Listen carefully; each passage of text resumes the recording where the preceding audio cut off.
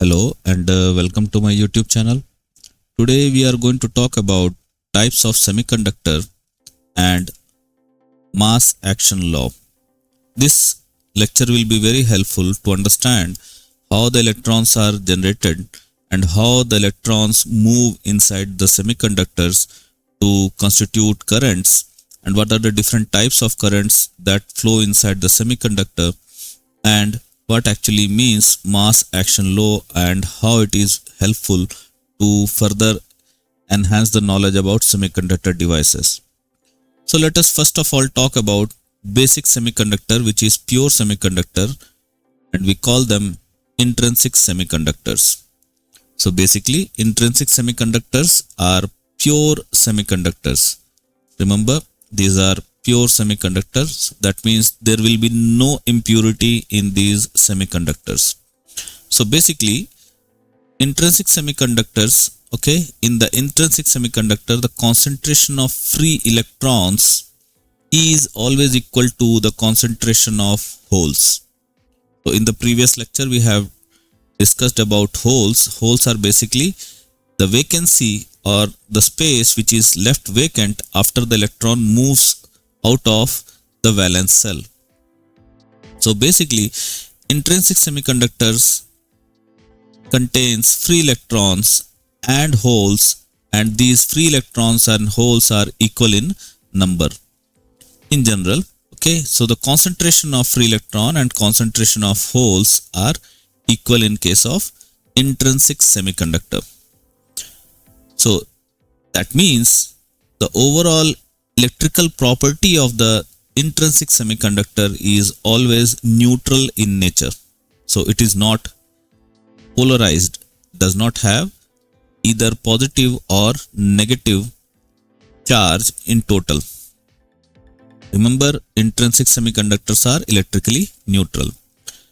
Now coming to the behavior of intrinsic semiconductor at zero temperature, or we can say absolute zero temperature, that is 0 Kelvin. At 0 Kelvin, these intrinsic semiconductors would behave as an insulator. Remember, they behave just like an insulator and they don't conduct current if these intrinsic semiconductors are kept at 0 degree Kelvin. And since there is no thermal excitation, thermal means any external temperature is not provided to them, there will be no excess of electrons inside the intrinsic semiconductor. But when we increase the temperature, or when we bring these pure semiconductor to room temperature, which is somewhere on 300 degree Kelvin, at that case, or in that case, the electrons get extra energy.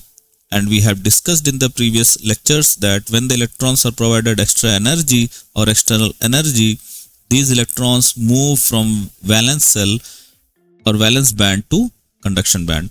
So therefore, when we apply external temperature or the temperature increases, the electrons are excited from the valence band to conduction band, creating free electrons and leaving holes in the valence band. So if you recall, we have this kind of shapes for valence and conduction band. This is our conduction band, and this is our valence band. So here we have the boundaries of conduction band and valence band. In general, we have electrons, excess of electrons in the valence band in case of semiconductors. So when we provide any external energy, it can be in the form of heat, it can be in the form of light. So depends on the type of energy that you are applying. So if we apply external energy, these electrons move to the conduction band, and when these electrons move from valence band to conduction band, they leave behind holes. So they leave behind holes. So these electrons have been excited and they reach to the conduction band. So as we increase the temperature, the electrons are excited from the valence band to conduction band, creating free electrons and leaving holes in the valence band. So these electrons can be considered free electrons and they may constitute current. Now, coming to the further behaviors. So intrinsic semiconductors then are generally doped. Doped means bringing impurities to the system. So we can improve the conductivity of semiconductor. Remember, pure semiconductor at 0 degree Kelvin is insulator. So to increase the conductivity, we add some dopants, okay, or we can call them impurities, to increase the electrical properties of the semiconductor. And then using that property, we can design devices like diodes, transistors, or integrated circuits, or in general we call them ICs. Okay. So by including the impurities or introducing the impurities, we further improvise the electrical characteristics of the semiconductor, and then these semiconductors are used to design diodes, transistors, and other ICs. Now, how can we visualize this behavior? So we have valence band, we have conduction band, and these bands are kept apart by a value Eg, which is called band gap energy. And if we apply external energy, then the electrons which are present in the valence band get excited and they move to the conduction band, leaving behind holes in the valence band. Now let us talk about extrinsic semiconductor. What are extrinsic semiconductor? Extrinsic semiconductors, we can say these are impure semiconductors or semiconductors which are doped. So extrinsic semiconductors are materials intentionally modified or doped with specific impurities to alter their electrical property. So we intentionally dope or introduce impurities in the intrinsic semiconductor to design extrinsic semiconductor. Okay. Unlike intrinsic semiconductors, which rely on thermally generated charge carriers, okay, because remember, intrinsic semiconductor require external energy to generate excess of electrons and holes, whereas in case of extrinsic semiconductor, these impurities are added and they cause the semiconductor to have a modified electrical property. So extrinsic semiconductors are solely generated or developed to increase the electrical property. Okay. Now, there are two types of extrinsic semiconductor. So there are two types of impure semiconductors, namely N-type and P-type. Okay. So what are these N-type materials? N-type materials or N-type semiconductors, okay, are generally developed by doping the elements of group 5th with the pure semiconductor. So if we add the pure semiconductor plus group 5's element, okay, then that will result in N-type semiconductor. Okay, so we are introducing impurities from the group 5 to the pure semiconductor, which results in N-type semiconductor.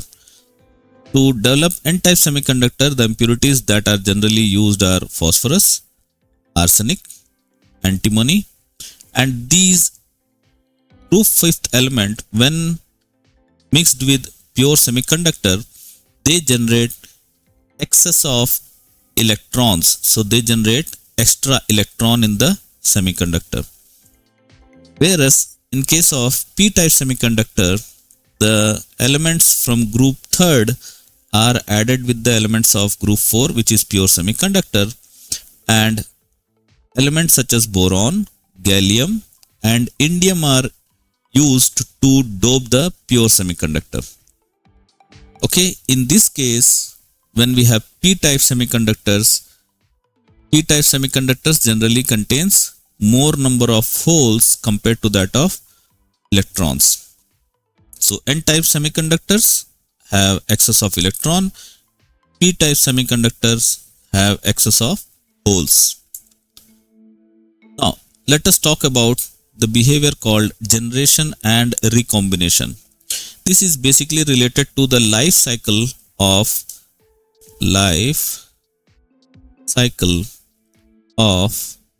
the electron, or we can say charge carriers like holes. So what is the life cycle of electron or holes in the semiconductor? So in the context of semiconductor physics, generation and recombination refers to the process of involving creation, because creation is related to generation, and annihilation, that is related to the behavior of recombination of charge carriers within the semiconductor materials. So what is generation? Generation occurs when the charge carriers are generated or created within the semiconductor material. How can we generate charge carriers? These charge carriers can be generated in multiple ways, like if we apply external energy such as thermal energy by increasing the temperature, or if we apply light, or if we make the lights to fall on the semiconductor, they may further generate electrons, and this process is called photogeneration. So by applying external energy in the form of temperature, light, in some cases even by pressure, we can generate excess electrons in the semiconductor. Why? Because these external energies, causes defects in the crystal lattice, and the crystal lattice actually vibrates, or they generate electrons or holes when we apply external energy in the form of temperature, light, or if you introduce impurities like in case of doping, or if even we can break the crystal lattice by applying external force. All this may contribute to generation of charge carriers. Recombination is the process in which the charge carriers combine, that means they combine back and neutralize with each other.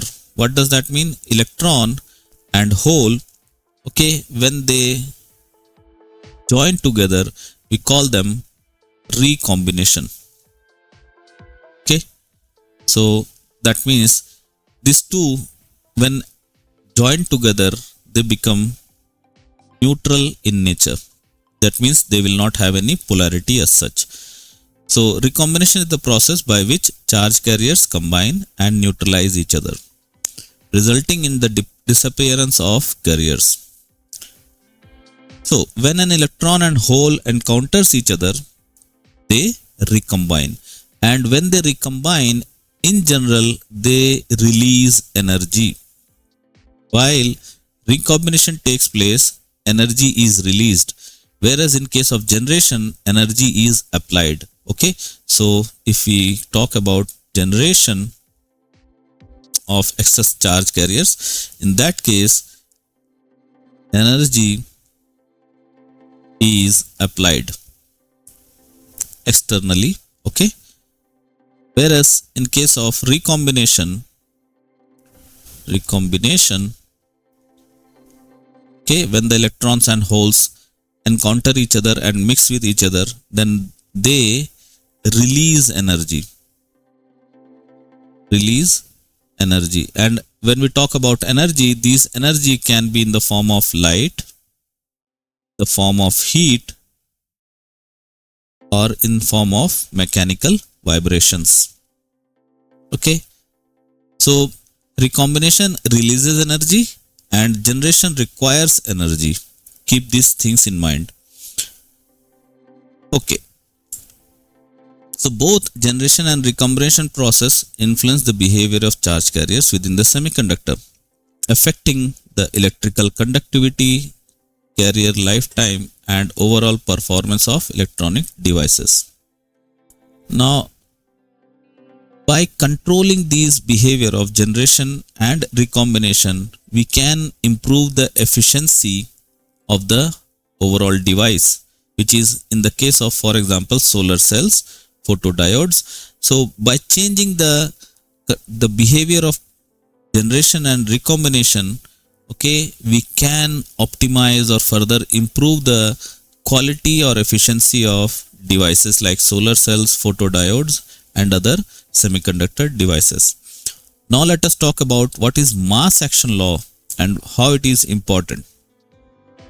So mass action law basically says that it actually talks about the relationship between the concentration of charge carriers. Charge carriers means holes and electrons in a semiconductor material and their equilibrium values. Let us go deeper. Basically, it means that under thermal equilibrium or under equilibrium means when there is no change in the external environment of a semiconductor device. So suppose we have a semiconductor block, a block of semiconductor, then in this case, when we are saying this in equilibrium, then in that case, all the external factors like temperature, light, pressure, everything is constant across the whole semiconductor device. So they are constant and therefore we call them that the device is under equilibrium. In that case, under equilibrium, the rate of generation and recombination of charge carriers are balanced. Okay, under equilibrium, the combination and generation are balanced, leading to steady state condition, and we call this state a steady state condition in which nothing is changing. Okay, so all the charge carrier concentrations remain constant if the semiconductor is kept at equilibrium condition. What does that mean and how it actually contributes to mass action law? So mass action law in semiconductor is typically expressed in terms of the product of electron and hole concentrations. And remember, these product is always proportional to the square of intrinsic charge carrier concentration Ni. So remember, the product of electrons and holes concentration when the device or the semiconductor is kept at equilibrium is always proportional to the square of the intrinsic carrier, that is Ni, of the semiconductor. That means the product Nn and Pp will be always equal to Ni square, where Nn represents the concentration of electrons. Remember, concentration, not the number. So the concentration of electrons. Pp denotes the concentration of hole. Ni represents the intrinsic carrier concentration. So the product of concentration of electrons and the concentration of hole will be always equal to the square of intrinsic carrier concentration under equilibrium condition. If anything is changing, that means if the environment is changing in terms of heat, light or pressure, then in that case this law may break. But if the system is under equilibrium or under steady state condition, then the product of concentration of electrons and the concentration of hole will be always equal to the square of intrinsic carrier concentration. So under equilibrium, the rate of generation G is equal to the rate of recombination R.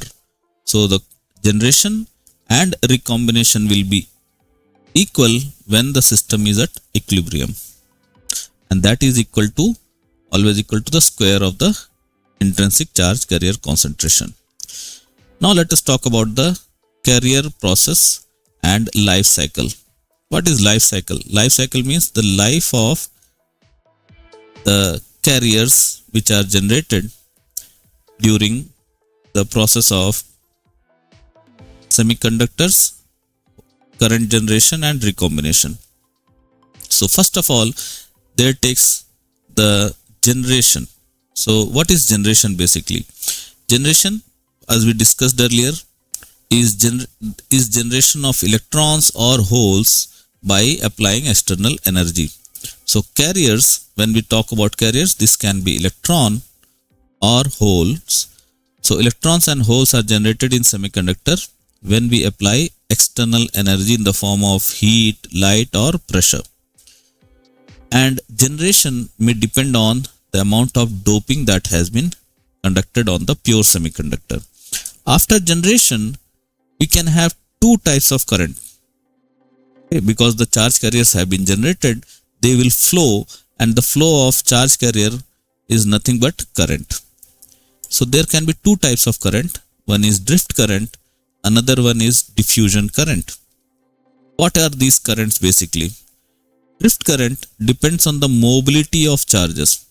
Mobility of charges means how fast the charge carriers, for example, electron or hole, can move. So drift current depends on the mobility of charges. Second, it also depends on the movement of carriers due to electrical field. That means in case of drift current, we have to apply an external electric field to make the electrons or holes move in a particular direction. Basically, drift current is generated by applying electrical energy. Whereas diffusion current depends on the diffusion coefficient. We will discuss about these behaviors in the upcoming lectures. So diffusion coefficient causes the diffusion current to generate.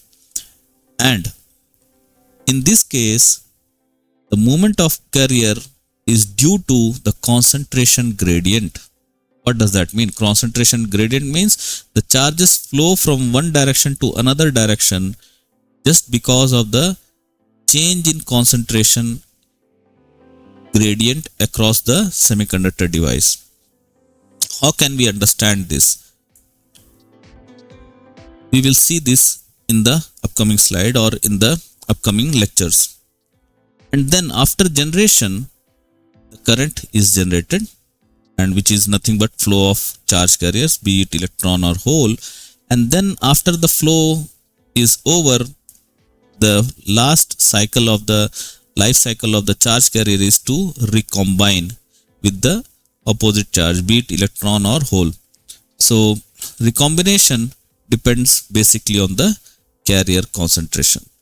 So let us see what does that mean, how the drift current and diffusion current be visualized. So suppose we have a semiconductor device or semiconductor block, and if we apply external electric field, okay, using a battery or any other electrical source, then due to the electric field, because here you have negative, here you have positive, the electrons inside the semiconductor will be forced to move in a particular direction. So here we have the positive, so electrons will be attracted in this direction.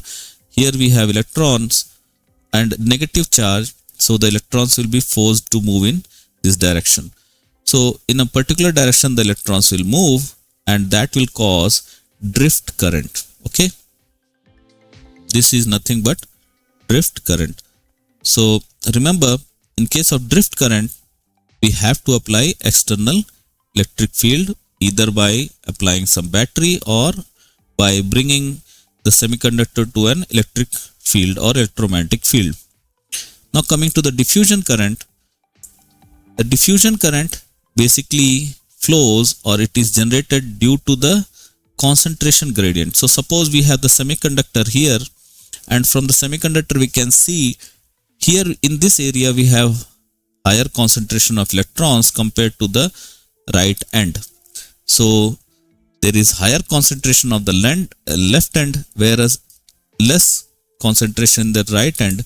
So the electrons will start flowing in one particular direction. Okay, so this causes the current because electrons are moving in a one particular direction. So this is called diffusion current. In this case, we don't have to apply any external electric or electromagnetic field. With this, I would like to end the presentation. If you have any doubts or suggestions, please share your doubts and suggestions in the comment section. If you have not subscribed the channel, then I would request you to please subscribe the channel and share the video with your friends. Thank you and have a nice day.